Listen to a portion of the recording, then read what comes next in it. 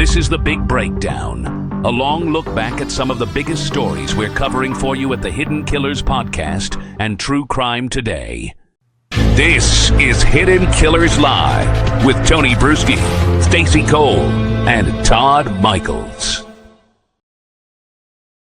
The Tepe murders is what we're going to be discussing here today. We're going to take a look at it from the prosecution side and the defense's side, both areas, based on where it's sitting right now. The unsealed affidavit in the Tepe murder case reads like a prosecutor's dream. Surveillance footage allegedly placing the suspect at the victim's home 3 weeks before the killings. Witness statements about death threats spanning years, stolen license plates, a cell phone that went dark during the murder window, and a vehicle tracked arriving before and leaving after.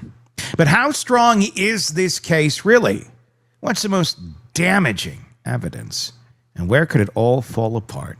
Eric Faddis, defense attorney, former prosecutor, is with us to help us break this part of the conversation down.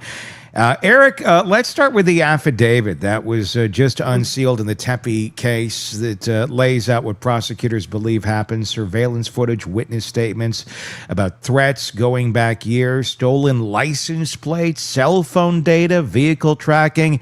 You've read what's publicly available. From a prosecutor's perspective, how strong is this case?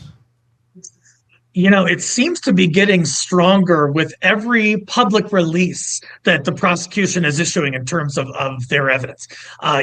These most recent developments, which show allegedly McKee at the residence 3 weeks or so before these gruesome murders, I think is terribly problematic for the defense. And there's locational information, there's ballistics evidence, and so it's really all starting to mount against Mr. McKee. How do you defend against any of that? I know that's a very broad question to just, how do you do this? But sitting back, how in the world do you defend? What were you doing there? This is your ex-wife. You have no kids together. What were you doing there? Sure. So you got to inquire about the whereabouts of your client. You know, perhaps he says, "Hey, that wasn't me on that video." Well, then you say, "Hey, well, where were you? Were you with somebody? Can I talk to that person?" You do that investigation. You scrutinize the ballistics. You scrutinize the forensics, and you try to see where the weaknesses might lie. And we'll get into all the defense here in just a bit. I want to stay on the prosecution right now. Sorry about There's that. a lot in this affidavit. You've got alleged threats, the walkthrough of the property 3 weeks before the murders, which, again, that's an interesting one, is being interpreted several different ways based on the language that was used in the affidavit. Was he just on the property? Was he in the backyard? Was he on the porch? Did he go in the house? It leaves a lot up for interpretation as of right now, and I've seen it reported in many different ways. One place is saying he went into the house. Some say he's just in the backyard. You got the phone going dark, the vehicle tracked coming and going. If you're the lead prosecutor and you have to pick one piece of evidence to build your entire case around, do you do it on just one thing? I mean, it feels like you can build a lot of mountains here, and like one gets knocked down, here's the next mountain. There's a lot. You know, I think if the prosecutor can definitively show that was McKee at the residence 3 weeks before the murders, I think that's terribly damning. What in the world would be a reason why he would be there? What it reeks of is someone kind of casing the joint, someone planning, someone sort of calculating, hey, what moves do I have to make? What steps am I going to take in the very near future? And shortly thereafter, we have 2 people shot to death in that same home. So I think that prior visit is really critical. He made 3 specific statements, and we've been talking about him. Everybody's talking about him. They're powerful. I mean, They are powerful, but they're alleged through friends of Monique. They're not coming. I mean, we don't have Monique here to tell us that this is what I was feeling or this is what I was saying. You don't really have any sort of incentive for friends to be making these sort of things up, but they are what they are. In a case like this is what you get. Those statements being that over the last 8 years or so, she's claimed that he had said to her during the marriage that he could, quote, kill her at any time, that he would find her and buy the house right next to her. and that, quote, she will always be his wife. Sounds like crazy things a very controlling person would say to their partner as they're slipping away, as they're getting away from them, or as they've already gotten away, to rattle them, to inject fear into their psyche. Are those sort of statements ones that are going to get in front of a jury when the person who heard them firsthand is dead? That's going to be a real issue here, Tony, because we've got essentially not one level of hearsay, not two levels, but three levels of hearsay.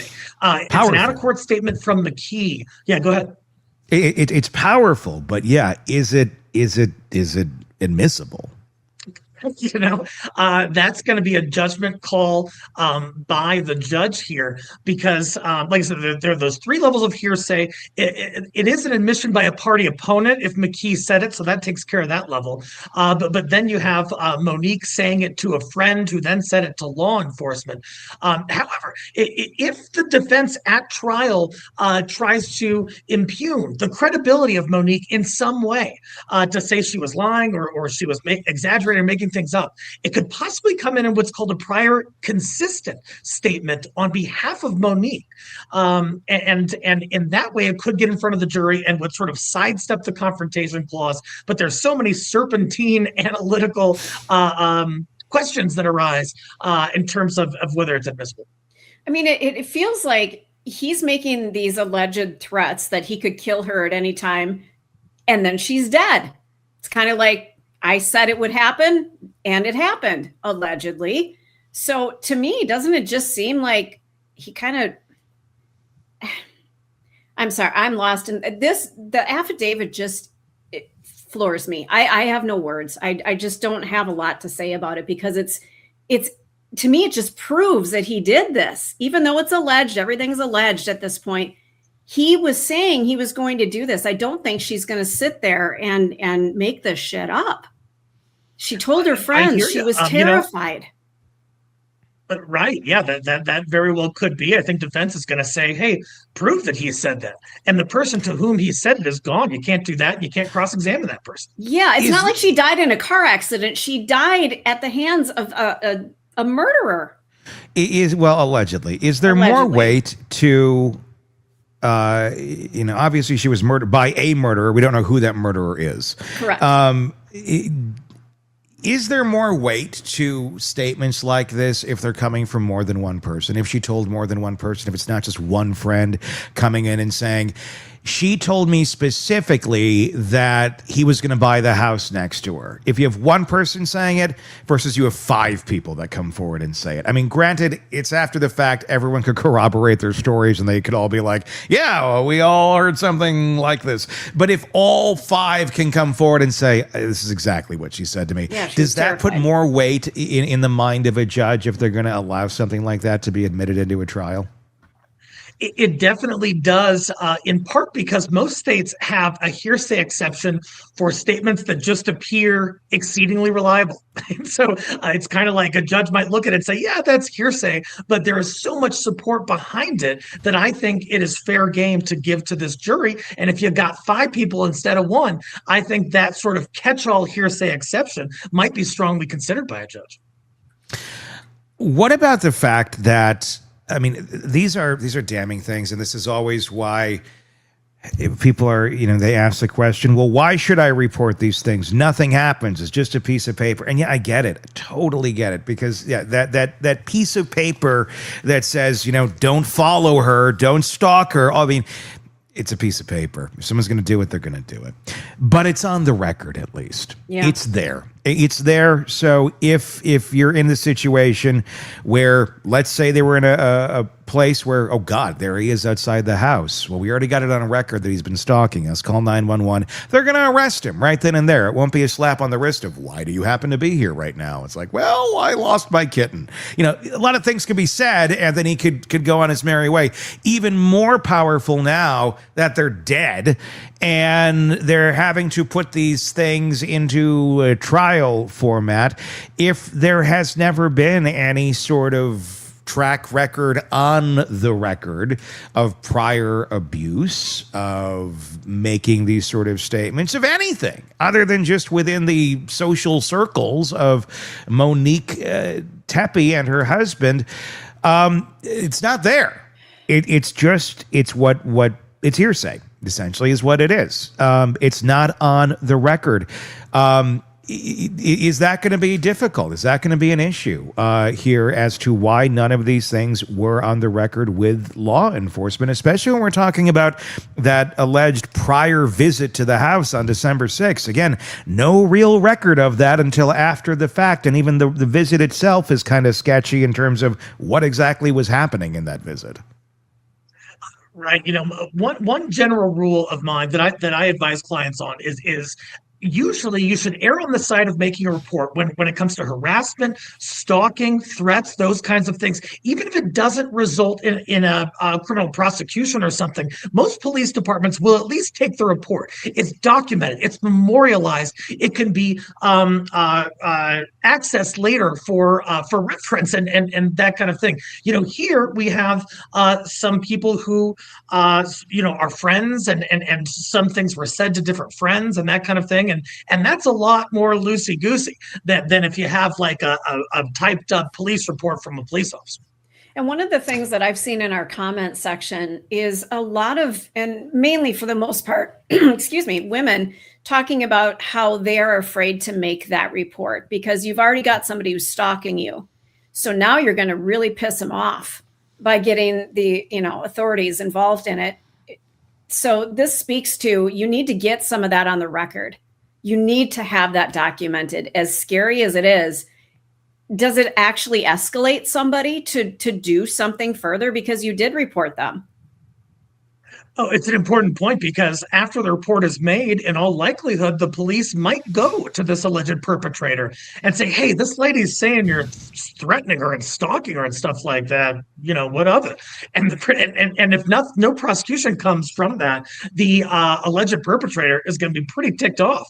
And so it's a balance. You got to kind of weigh that and ensure you're making the safest choice that you can under the circumstances, which is not always easy to glean. It's possible she didn't want to report this because she knew she was going to be putting herself, into jeopardy by doing so. Is that possible? Sure. Yeah, absolutely. I mean, if you're sitting there thinking that, you say something about this to someone, no one ever, and the reality is no one's ever is going to see the equation come out this way of, the authorities, again, just theoretically, let's go back to the December 6th alleged visit to the house that she knew something about. We don't know exactly what it was, but there was something that made her leave that game that day, according to friends, that she was upset about with her ex-husband. Happened to be the day that authorities say he was, out there staking that the house was at the house doing something when they were not there. You call the police, you say that, they go visit him. What were you doing there? Blah, blah, blah. No one ever who's doing these sort of things is going to back off and be like, you got me, guys. You're right. That was really inappropriate. I should have been stalking my wife of 8 years ago, hanging out on her porch or whatever the hell it was. No one said they're going to deny it. They're going to evade it. They're going to, there's no reasonable expectation that they're going to take that with consideration and go, I'm going to back off now. It's one of two things. They're either going to completely back off and just deny that it ever happened and hope to God they're not prosecuted further, or they're going to go further. And it appears he went further, but there was never that intervention, allegedly, at least as far as we know, no call to anyone. What's your take on that, on what, and this is just pure conjecture as we talk about the prosecution end of this, but what do you think happened at that game that made her leave, that she knew something about what was going on, and then that still no calls to authorities? What do you think is going on in the minds of her as a victim at that moment in time? I've talked, Tony, with many victims of domestic violence, especially when I was a prosecutor. Yeah. And fear is truly front of mind. And then also sort of this hope, perhaps a misplaced hope, that this is all going to blow over. This guy's going to get over it. He's going to move on with his life. He's going to stop bugging me. I've got a new family. God, I just hope that this, just progresses in that fashion. And sadly, it often doesn't. Stalking is a huge lethality factor in the domestic violence context. As prosecutors, we were told to look for that. And it's not something that usually, de-escalates in some incremental way. It usually gets worse. Yeah, it doesn't de-escalate. It does usually just get worse. I mean, I can't think of any cases where it's like, oh, they were called out and then they slowed that down a little bit. No. It's always just up. And it's because the person who's stalking doesn't see it as the rest of us see it for what it is, stalking. They see it as something more twisted in their cognitive distortion of reality, which enables them to do whatever the hell it is they're doing, which obviously led to, allegedly, what happened here. Want more on this case and others? Then press subscribe now and don't miss a moment of true crime coverage from Tony Bruschi and the Hidden Killers podcast. This is Hidden Killers with Tony Bruschi. Here now, Tony Bruschi. According to newly unsealed court documents filed in Franklin County, witnesses told investigators that Michael McKee said 3 things to Monique during and after their marriage. 3 key statements that if you understand anything about how obsession works, tell you pretty much everything you need to know about what allegedly happened in that Columbus home on December the 30th. The first, allegedly that he could, quote, kill her at any time. Coming in at number 2 on the asshole countdown, that he would find her and buy the house right next to her. And at number 3, all the way from Rockford, Illinois, that she will always be his wife. I'm Casey Kasem. I mean, it's kind of creepy when you think about it. And there's an analogy there. Because if you look at those statements, you could probably find a song on Casey's Countdown or American Top 40 back in the day. Hell, maybe even today. I don't even know what's in current music anymore. But songs that told stories that had messages like this in them. Told in real loving ways to real, cool beats. She's just 16 years old. Leave her alone, they say. Never hear that one? Creepy as fuck. One of the weirdest music videos. Like today, it'd be like Chris Hansen would be like stepping out in it. That was Benny Mardone's Into the Night. The lyrics. I mean, but there's so many like that. Anyway, I got on a tangent. I apologize.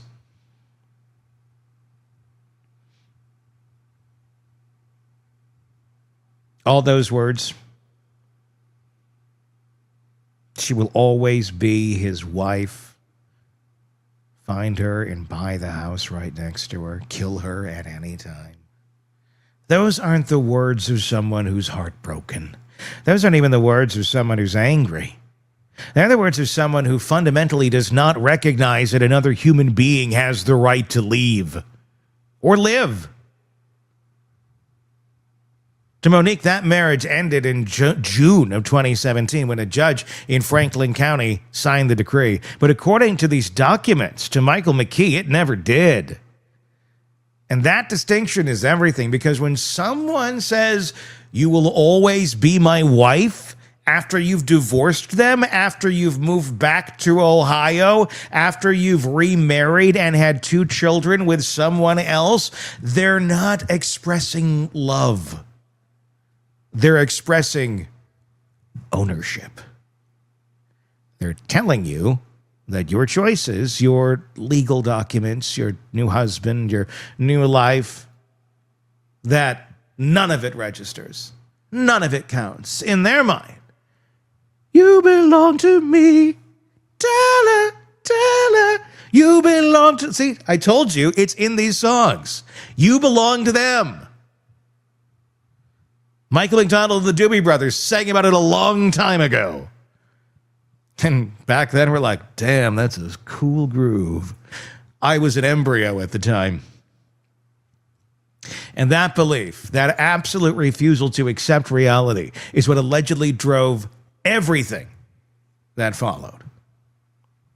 Let's break down what each of those statements actually reveals. I could kill you at any time. That's not a threat born from a heated argument. That's a reminder that she exists in his mind at his discretion, that her life continues only because he allows it to. It's a power statement designed to keep someone in a constant state of fear, to make them understand that safety is an illusion, and he can shatter that illusion whenever he chooses. The second statement, I'll find you and buy the house right next to you. What song would that be? I think I'm kind of getting like the Police vibes there, you know. Every breath you take, every move you make, every smile you take, what is it? I'm going to buy the house right next to you. Something like that. That's about eliminating the concept of escape entirely. You can move.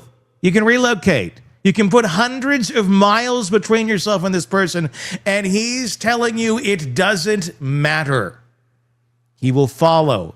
He will be there. No distance is far enough. No new address is safe. And the third one, she will always be my wife. That ain't no Mariah Carey, you'll always be my baby. Shida-doo-dow, did-a-doo-doo-doo-dow. No. That's not that. That's the core belief that allegedly powered all of it. The divorce wasn't real to him. The legal system determination that this marriage was over, irrelevant. Her decision to leave, not recognized. In his psychological framework, rigid framework,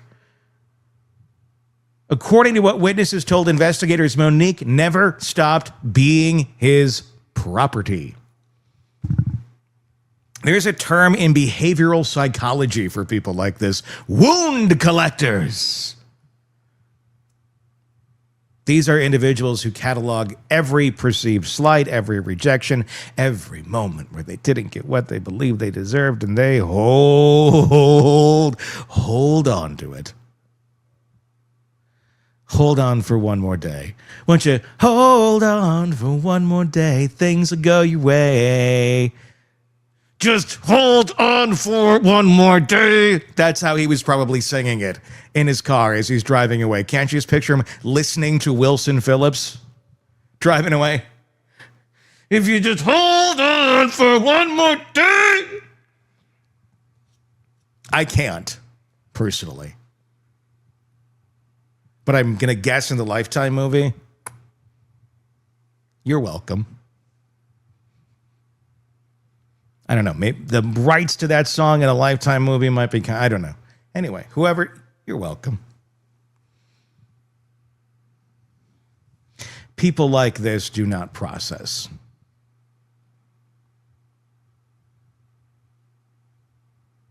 They don't. Every rejection, every moment where they didn't get what they believed they deserved, they hold on to it. They don't process it. They don't move through it. They add it to the collection. And over time, that collection becomes justification for what they're planning to do. The divorce wasn't closure for someone like this. It was an entry in the ledger, an offense that required correction. And here's a timeline that should disturb everyone following this case. The divorce was finalized in June of 2017. The alleged murders occurred in December of 25. 8.5 years.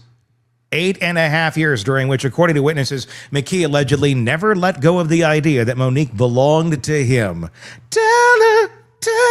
Okay, sorry. 8.5 years during which she built an entire new life. met Spencer, fell in love, got married, had 2 children, created a home in Wineland Park, neighborhood of Columbus, and allegedly none of it mattered to him. None of it changed the calculus. She was still, in his mind, his wife.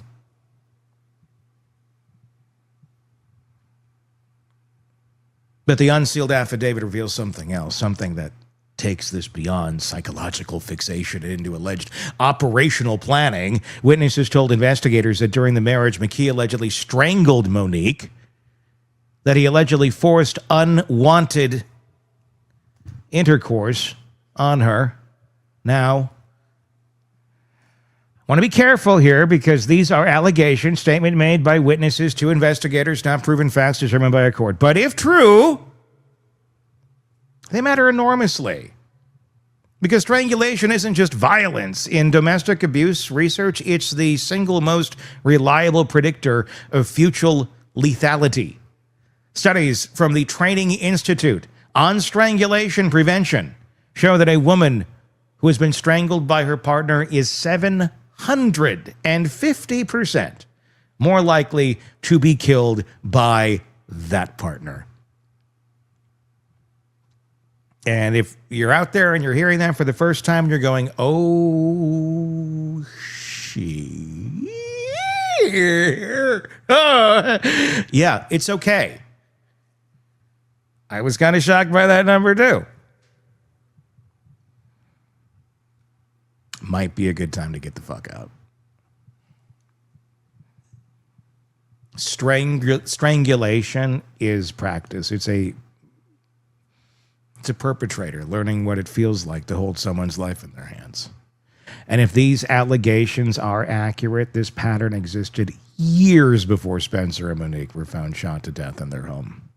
Which brings us to December 7th of 2025. 23 days before the murders. According to the affidavit, surveillance cameras captured Michael McKee walking through the Tepe's yard. Not driving by, walking through the property. And here's a detail that makes this even more chilling. Spencer and Monique were not home. They were in Indianapolis attending the Big Ten championship game. Their house was empty. And allegedly, McKee was there on their property, moving through their space. The affidavit states that Monique left the game early and returned to the hotel, that Spencer later told friends she was upset about, quote, something involving her ex-husband. We do not know exactly what triggered that reaction. Maybe she got a notification from a security camera. Maybe she received a message. Maybe she just felt something was wrong in the way that people who've been stalked learn to feel. But whatever it was significant enough to pull her out of a championship football game and send her back to the hotel upset. Think about what that December 7th walkthrough represents. Is it reconnaissance? Allegedly studying the property, learning the layout, seeing what's visible and what isn't? This looks like preparation. The fact that it happened while the Tepes were out of town at a major public event with a known schedule, that suggests awareness, maybe. That suggests you allegedly knew when they'd be gone. Or was that supposed to be showtime?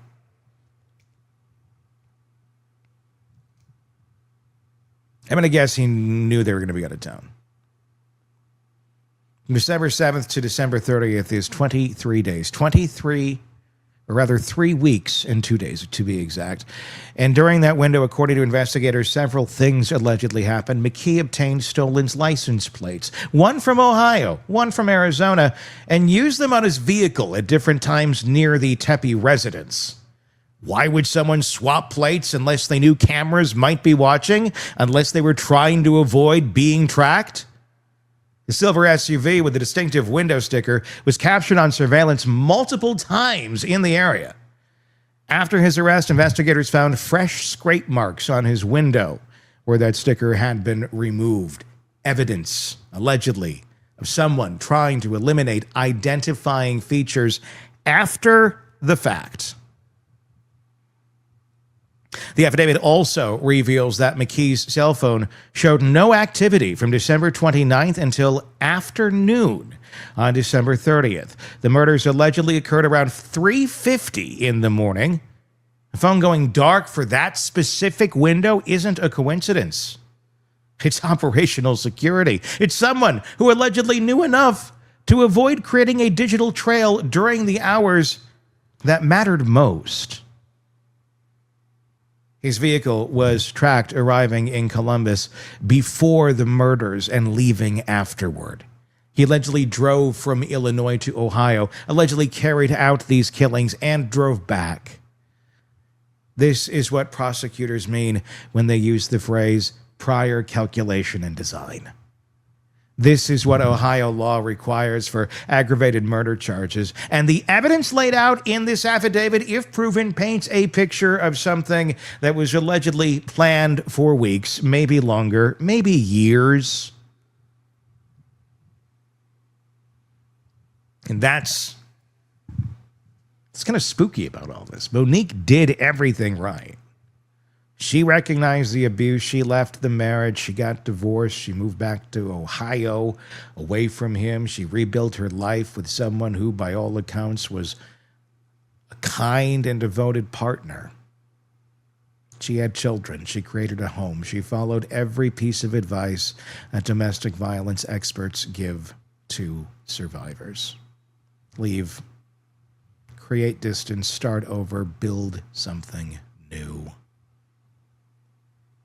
But here's a brutal truth that cases like this force us to confront when you're dealing with someone who doesn't recognize your right to leave. None of that matters. The restraining orders, the new addresses, the years of silence, the new marriage, the new life, to someone who believes you still belong to them, those are just obstacles, temporary inconveniences. The divorce that ended Monique's marriage, allegedly, it only ended it for one of them. She moved on. She healed. She built something beautiful. And according to prosecutors, he never accepted any of it. For 8 years, she was free, and allegedly for those same 8 years, in his mind, she was still his wife, waiting to be reclaimed. Can't you just hear this to 80 songs? You know, reclaim me or something. I don't know. It's just there's You're gonna hear more of it, and every time you hear it, you're like, oh God. What do you think about what's going on here in this case? Your thoughts in the comment section. Please do leave it there on YouTube. If you're not already there, search Hidden Killers with Tony Bruschi and press subscribe. And please join in our very active and robust comment sections. I do read them, and I do try to participate as much as I can, but my goodness, it's hard to keep up. But yeah. Also, on our Substack, you can comment over there. It's a little less chaotic, you might say. It's a more of a smaller community on our Substack, but folks who really know the cases well. So, hey, if you want to join us over there and have some great conversation, please do. hiddenkillers.substack.com. The link is in the description as well. And I was going to say, too, if you're an Apple Podcast user, if you listen to us on Apple Podcasts, if you didn't know we're there. Hidden Killers with Tony Bruschi, please press subscribe. But please give us a review there. Really helps us out and lets other folks know that we exist. It signals to them. So we do appreciate that very much if you got a couple seconds to leave us a review on Apple Podcasts. All right. Let's continue the conversation in the comments. Until next time, I'm Tony Bruschi. We'll talk again real soon. Want more on this case and others? Then press subscribe now and don't miss a moment of true crime coverage from Tony Bruschi and the Hidden Killers podcast.